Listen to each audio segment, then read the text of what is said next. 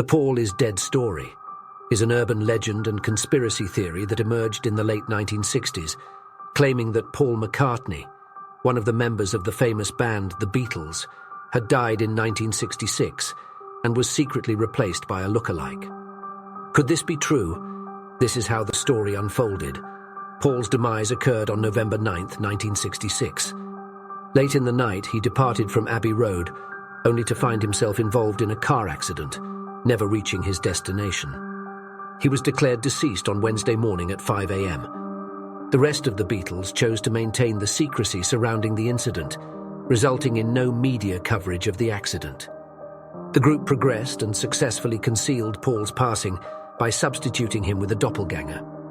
To summarize the situation accurately, if Paul passed away in 1966, then who is the individual resembling Paul McCartney, whom we have witnessed consistently over the years? According to conspiracy theorists, the explanation lies in the presence of a double. Rumors suggest that the individual known to fans as Fall is potentially William Shears Campbell, a Canadian man. In order to achieve a closer resemblance to Paul, Campbell underwent several plastic surgery procedures. Some dedicated fans have taken it upon themselves to carefully examine Paul's facial characteristics over the years, highlighting discrepancies in his jawline and ears as evidence supporting the theory that William Shears Campbell assumed Paul's identity soon after the accident. The story gained widespread attention and led to numerous clues and alleged hidden messages being discovered in Beatles songs and album covers that were believed to confirm McCartney's death. The rumor began with a DJ named Russ Gibb in 1967, who received a phone call from a student suggesting that Paul McCartney had died in a car crash in 1966. The caller believed that the Beatles had left hidden clues in their music and album artwork. Proponents of the theory claimed that various Beatles songs contained hidden messages when played backward. For example, the phrase "Paul is dead" was believed to be audible when certain songs were reversed.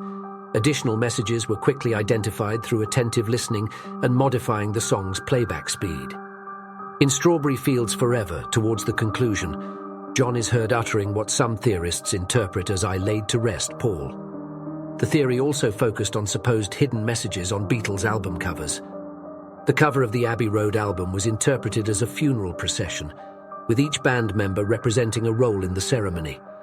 Paul McCartney's lack of shoes and out-of-step walk were seen as signs of his death.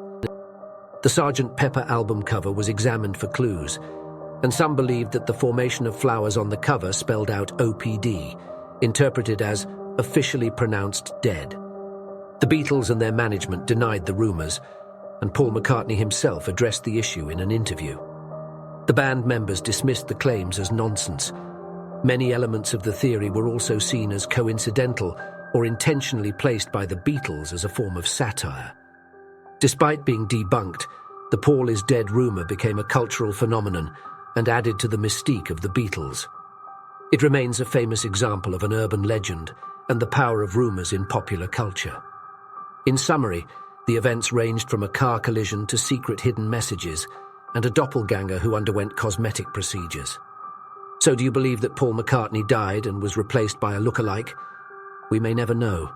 Time may only fade this story until it no longer is told. So why not get comfortable, pour yourself a drink and choose one of our stories to listen to? Thanks for dropping by. I'll see you in the next chapter.